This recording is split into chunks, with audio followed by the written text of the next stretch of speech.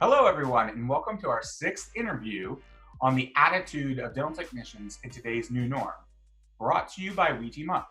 I'm Nick Alonge, and today my guest is Saro Hatzakortzian. Hey, Saro, how's it going? Very good. Thanks for having me, Nick. I didn't slaughter that name today, did I? No, not at all. You said it perfect. All right, on. All right. So I know you really well, but the industry might not know you and what you're all about. Can you give me some history about how you got into this industry and tell us a bit about what you're doing now? Sure. Started Alien Milling in 2015. That's when I actually developed the website. We did our official launch in 2016. And the whole idea behind Alien was giving laboratories an easy way of ordering their milling services and even milling supplies online without having the necessity of calling in or sending in fax forms or nothing like that. Yeah, I know about that. I started a milling center back in 2011, and that was always chasing the crown through the lab. Where is it? Who's done what with it? And you guys have a great setup on it on that 1 day turnaround. You definitely mastered it for sure. So what are some of the experiences or changes that you've seen since working in your dad's lab to now, specifically digital, what I'd say? Um, People are getting way more advanced than what it was before. People are, jumping leaps and bounds when it comes to their digital knowledge. I feel like everyone is up to par now, whoever has, entered into the CAD/CAM world. And I'm just liking it because it's becoming very streamlined, and I feel like the quality just keeps getting better on everything. Oh, that's good. You see that from the designs and probably lack of remakes? Exactly. And with softwares getting their updates as they should, things are just becoming much easier, but they're becoming actually more functioning and more aesthetic as well, which is a Oh, good. huge plus from back in the day, what the softwares used to allow. Yeah, I totally agree on that one. So what is your clientele what do you see that you're getting feedback from them from coming back from all of this as like the new normal? You see the volume of work coming back for you? You know, I do, and I think a lot of people will agree with me on this, is we all hit a slump in April, right? End of March, April, May as well. But then June, I feel like everybody got flooded. And I hope everyone did as well. They saw this influx of work because a dental office is not going to, stop seeing patients. All of that work, it's not like people didn't have toothaches or nothing in June or May or April, Yeah. it all built up and it all hit at the same time. I think now July, we're kind of seeing it a little bit, the turbulence a little bit get slower. But hopefully going into the hotter months, August and September, we see another pickup as well. By Yeah. the way, today's a very exciting day because we're actually launching something that we've never launched before. It's not a new milling service. It's not a new milling zirconia puck. It's something completely brand new. We're very excited about that, by the way. Oh, I'll have to dig into that. I got a couple more questions for you, but I definitely want to hear Sure. what this is. So what could be one thing that you would change with everything that you've learned in our industry specifically? Um, I hope some people don't get mad, but one thing that I would change would be the due dates in our industry. I would want those to go away because it adds a lot of unnecessary stress on a lot of hardworking people. And I'm not even just talking about my lab per se, but the labs that I talk to, that I talk to them on the phone, and of course some of them are really stressed out because their due date they can't meet or something, and they want us to pull a rush case. With no problems, we'll do it.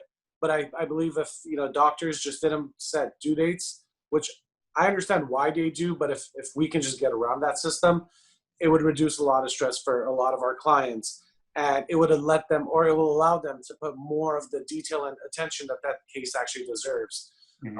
And never in my life have I heard of a lab that actually gets a case that just sits on it. That never happens. They want to get that out the door, but they want to get the attention that it deserves first, and then get it out the door properly. At them, everybody wants to do their best job possible. No one is just trying to rush things out.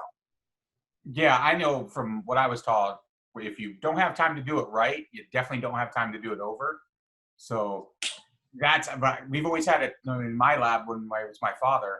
We had a 2 week turnaround, no matter what the case was. If it needed to get up, a rush case, and it was a significant increase per day, it needed to be there prior to it because of the love that needed to go into those cases.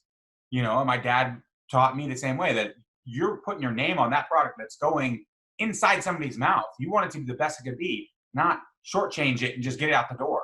So I agree with that. That would be a cool concept if we could figure that out. Your dad's 100% right. It's not you guys procrastinating the work.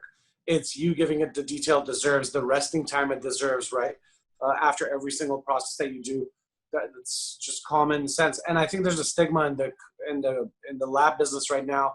If something is taking, 2 to 3 weeks long, chances are it's being outsourced or, to overseas or offshores or somewhere.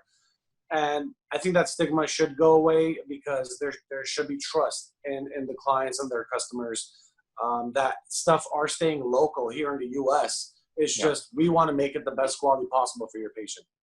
Yeah, and I think it's really neat that you have a U.S. based 100% US. Everything comes out of California. Everything. I mean, you probably see almost every single case, is what I'm thinking. We're busy, but not that busy. Okay. We like to think of ourselves as like a little boutique milling center. Yeah, we do produce lots of crowns, but we still produce them and we still QC every single one of them. Make sure that everything was done correctly. And if there's sometimes, problems with your files, because there is QC for digital too. If you send us an STL file of a crown, it could have a missing, mesh, or something could be wrong in the triangles. And a lot of this stuff we just fix here. We don't even let the customer know, because we know how to fix it, and why not? We can just offer that service as well with it.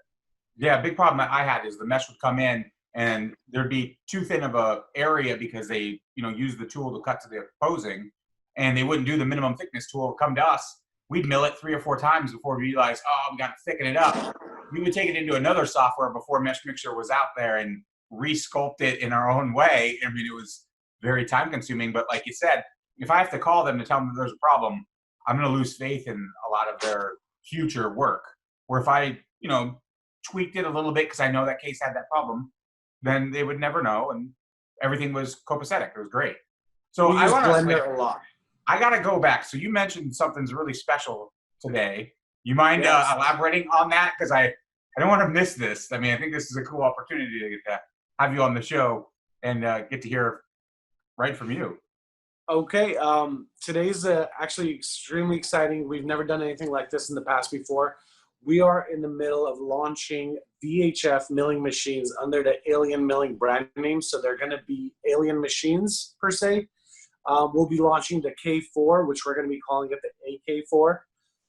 And then we'll be launching the K5 Plus, which is a 5-axis milling machine. We'll be calling it the AK5 Plus. And those are both launching today. And we'll be working on future machines with them later on. The biggest difference between our machines versus somebody else that resells VHF per se is the CAM software and the CNC software. Okay, yeah. The reason, because we are working closely with the company to calibrate it towards our needs more, and maybe making it more streamlined as well. So that is going to be the biggest difference, is now you're going to have actual alien milling strategies and everything built into the systems. So you have a plethora of machines, and you've learned by, each one of them having their own little characteristics, and working with VHF to design those templates to streamline, which you guys are going to be the R&D center for this. This is going to be great. I even told the CEO of VHF same thing. I said, treat us like your R&D lab too, because we do have machines that are sitting that we use strictly for testing new strategies out. I said, if you guys want to test anything out of your machines out, please let us know. Send it over. We can try to mill some of the weirdest stuff you can ever possibly think of. But it's all meant to better our quality in the future. And of course, now this is actually for the first time ever available for our customers to purchase the same quality machines too, with our integrations in them. Oh, that's going to be really cool, man. I'm excited that you brought that up. I'm excited for you guys. It's going to be a whole new adventure for sure. Thanks for sharing that. I really appreciate that. My pleasure. So if you go to our website, you can actually check out the machines today. Okay, I'll put a link up after our little interview so they can follow that. Is that cool? That's amazing. Yeah. Awesome. Well, I know you're super busy, so I'm going to let you go. Thank you very much for joining me today and telling us the news, man. Thank you for having me. All right. Bye, guys. See you.